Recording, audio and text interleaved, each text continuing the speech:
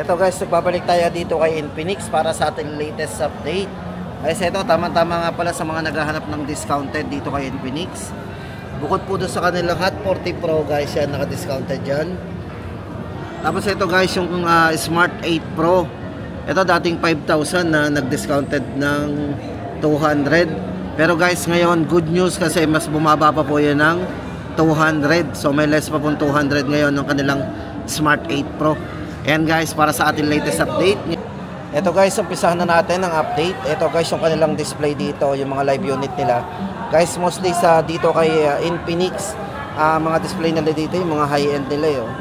Yung kanilang mga top of the line, kumbaga. Ito yung Note 40 Pro series, Hot 40 Pro, then yung kanilang GT20. So GT20 Pro guys, yan yung isa sa pinaka ano nila. Tapos yung kanilang 030 guys, ito 030 series din. Ito guys, bago tayo pumunta doon sa kanilang mga budget phone dito kay Infinix, unahin na po natin yung kanilang kumbaga ito yung pinaka mainit ngayon sa market po pagdating sa mga cellphone dito kay Infinix guys. Ito yung kanilang GT20 Pro. Yan guys, ito nga pala may tatlong kulay nga pala to. Marami tayong pwedeng pagpilian dito Ito pong hawak natin, ito po yung kulay black, pero ang description po nito pagdating sa color is orange. Kasi yung kulay po naguhit dyan sa likod, yan po yung orange. At yung mga lighting po na yan, may kalup lighting. Ayan guys, itong hawak natin is orange, pero black po ang majority kulay o yung dominant color. Tapos ang ibang colors po nito guys is ito po yung blue. Sa mga nagtatanong po ng mga colors po na availability nito. At yung isang kulay po nito guys ay silver.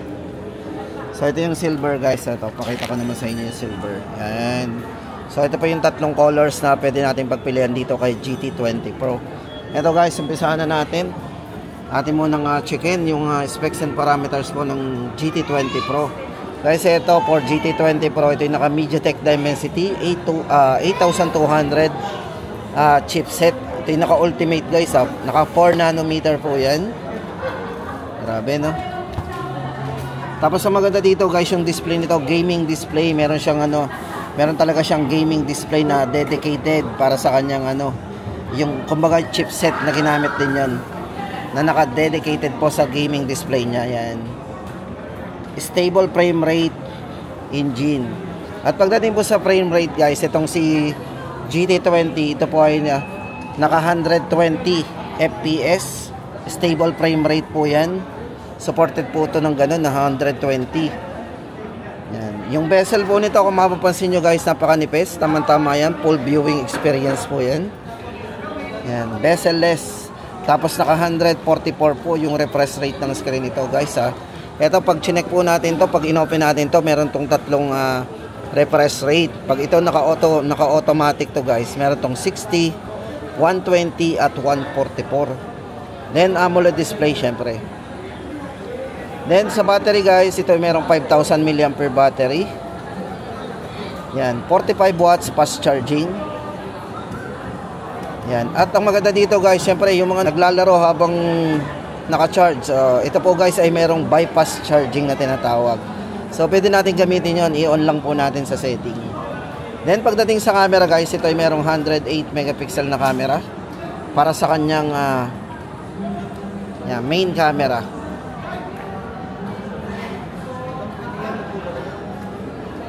Yan, meron po siyang 108 megapixel with OIS po yan. With optical image stabilization, triple camera.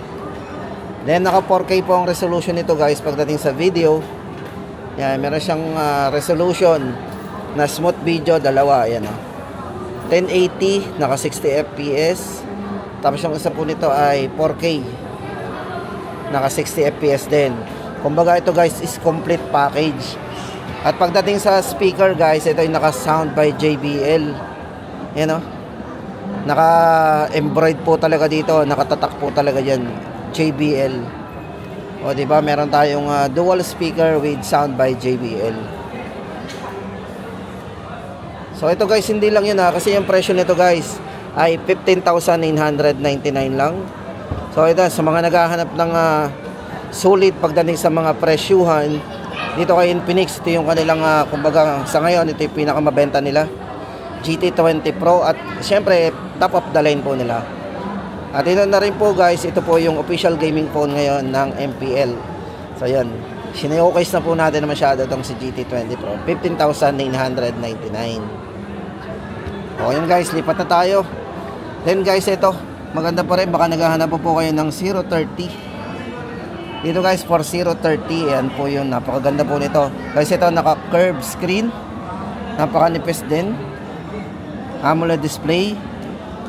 Ito guys, for 030, ano maganda dito guys, ito yung yung unang curve ni Infinix na meron ding 144 refresh rate din ang screen nito. Grabe, napaka din, ang taas din. At ang maganda dito guys, kung more on camera ka, yung kanilang 030 5G, ito po ay merong 4K resolution. Pagdating sa yan, sa video, sa front camera, check natin ayan ang dami niyang resolution. Meron siyang 4K sa front camera, tapos meron din siyang 0.6, naka 0.16 po yan, naka ultra wide din po yan. Then ang pinaka back or yung front camera naman po guys is naka 4K resolution din. Kaya meron siyang tinatawag na front vlogging camera.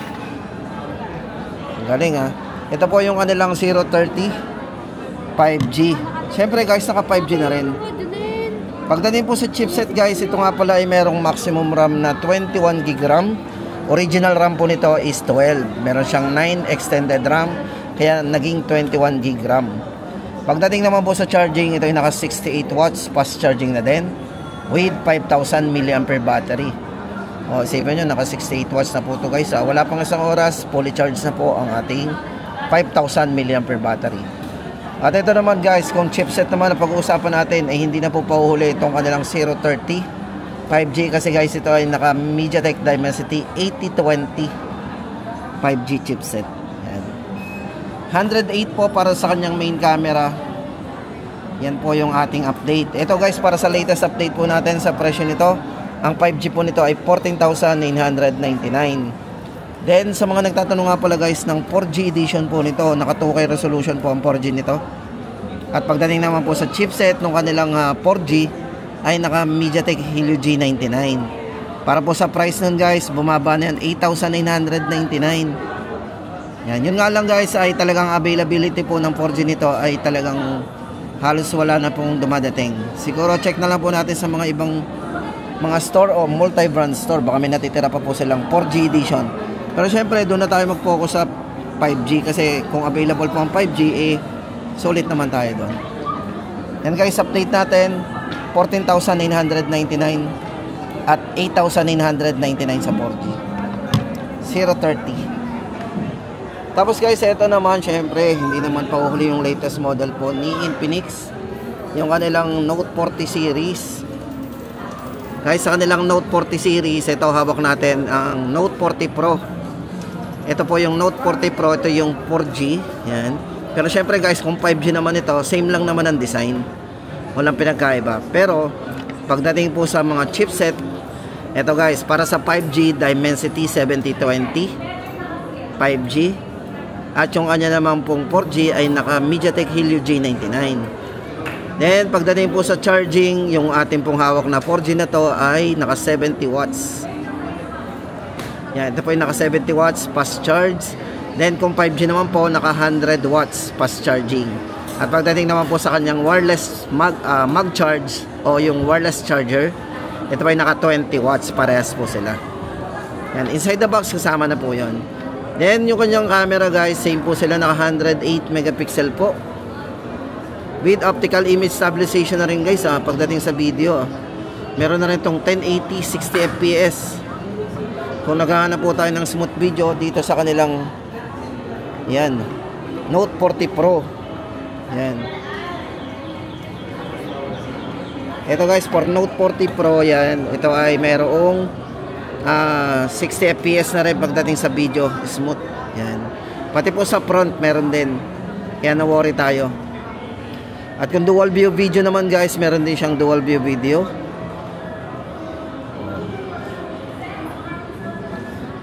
Pwedeng sabay or yung gusto natin mas maliit yung screen. O, di ba?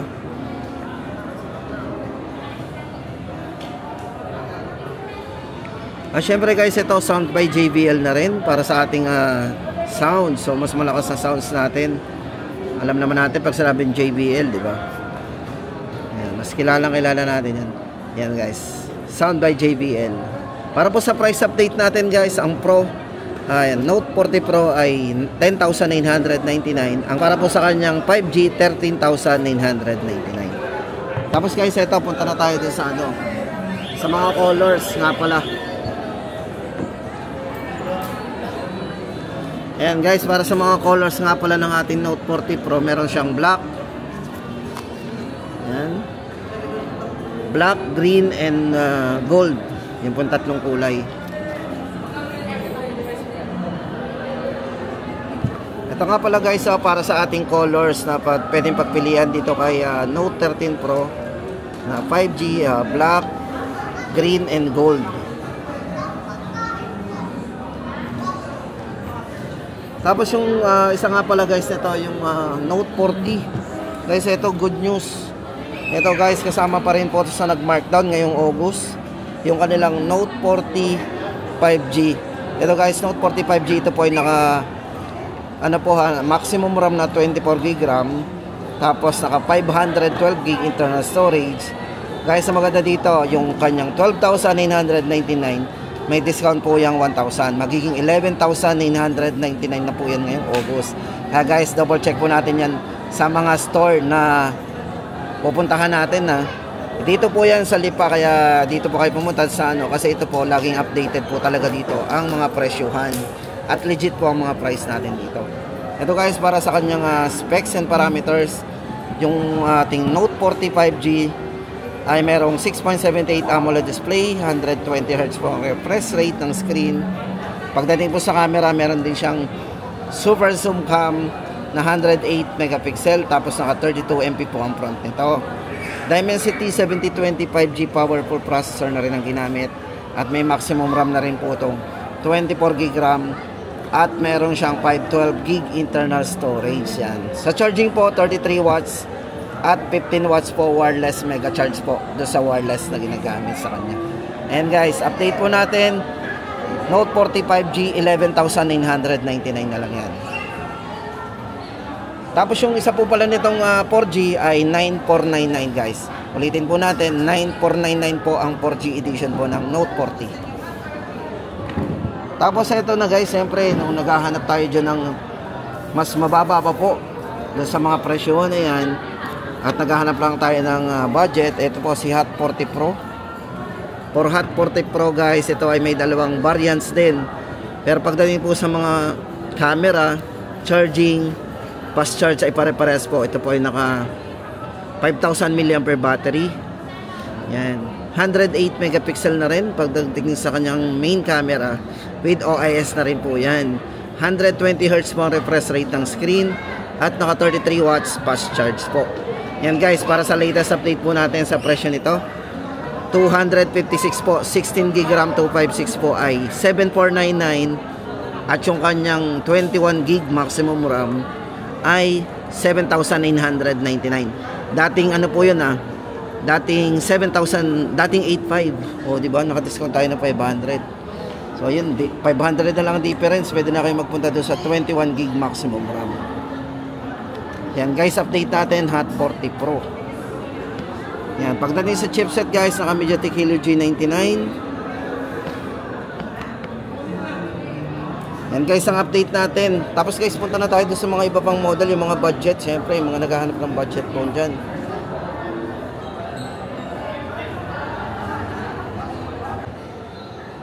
Then guys, ito naman, kung naghahanap naman tayo ng mga budget phone dito kay Infinix, ito naman po yung mga hilera na mga cellphone na pwede natin pagpilian pagdating sa mga budget phone. Ito guys, unahin na natin yung kanilang 3399. Oh, abot kaya guys to. Bali ito guys, meron na rin 64GB. So guys, bali meron na rin po itong 64GB internal storage. Meron siyang RAM na, maximum RAM na 6GB RAM. Guys, ito bali naka 90Hz na rin po yung refresh rate ng screen. Kaya tama-tama to guys sa mga naghahanap dyan ng mga budget phone lang.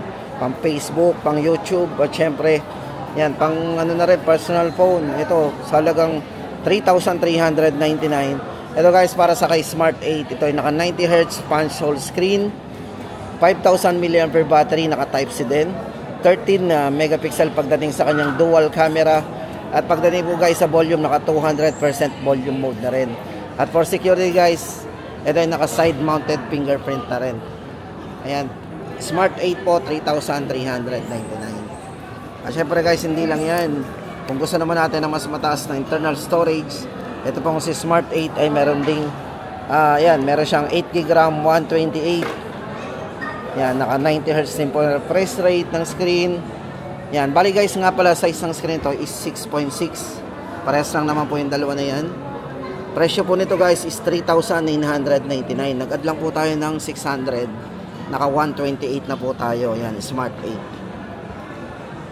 Then ito guys, ang good news ito sa mga nagtatanong nga pala sa atin kung magse-sale daw po. Ito guys, ina-expect natin may sale yung ibang model. Pero ang good news guys, itong kanilang Smart 8 Pro na dating 4,999, nag-discounted po yan ng 200 off. Yan, nag-200 off. Naging 4,799 na po yan. Pero ang good news po guys, ngayong August ay bumaba pa po ng 200. Yan, may less 200 pa, magiging 4,599 na lang yan. Bali guys, ito ay naka 16GB maximum RAM, naka 128 na po internal storage. At kung camera guys, meron na rin siyang malinaw na camera, 50 megapixel para sa main camera, 90Hz refresh rate sa screen, 200 ito guys, naka 200% volume mode na rin. For security, naka side fingerprint. At yung chipset po na ginamit sa kanya is naka Helio G36 na rin. Yan guys, ang update natin. Kung naghahanap po tayo ng budget phone, tapos ito pa, nag-discounted pa. Kaya maganda nangyari na to kay Smart 8 Pro. Very affordable na lalo, 4,599. So yan, sa mga naghahanap ng mataas ng RAM at camera. Tapos ito naman guys, for Hot 40i, ito yung ating tatlong variants na pwede nating pagpilian.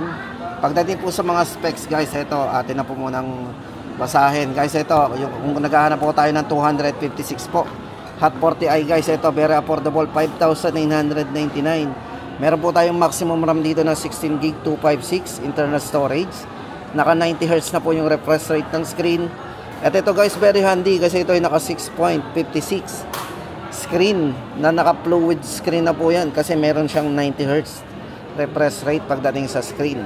Tapos guys, ito naka 50 megapixel ultra clear at 32MP naman po para sa front camera. Yan. Bali ito guys, 16GB 256, 5,999. Then kung gusto naman natin ng medyo mababang presyo guys, nataas na tayo sa 599. No worry guys, kasi dito kay Hot 40i, meron po siya ditong naka 16GB RAM, 128. O ito guys, para sa presyo po nito, 5,299. Mas mababa po ng 700. Then, hindi lang yan guys. Kung gusto natin mas mababa pa, meron din. Ito pong kanilang 8GB 128. Ito po ay may maximum 8GB RAM po yan ha. Then, 128 internal storage, 4,499. Very affordable din. 128GB guys. So, yan po sa mga naghahanap dyan ng mga budget phone lang. Dito kay Infinix, ngayon pong August, yan po yung ating aasahan. Ito guys, yung mga discounted. Tandaan po natin guys, yung mga nag-discount Smart 8 Pro. At saka yung kanilang, ito po yung kanila pong Note 40 5G.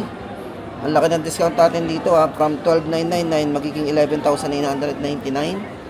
Yan po yung mga nagbabaan ngayong August. Tapos, ano pa ba yung meron? So, yun guys, bumaba na. Tandaan po natin yung mga nagbabaang presyo.